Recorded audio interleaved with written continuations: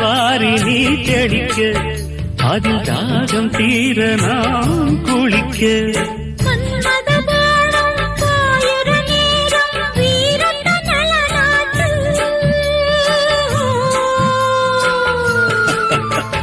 மாலையில் தொடங்கி காலையில் அடங்கும் வாலிப விளையாட்டு பூவுடல் புரண்டு வரும் பார்க்கடல் தீண்டினாள் என்னை தூண்டினாள் அவள் வலைகளை விரித்ததும் நானும் விழுந்தேன்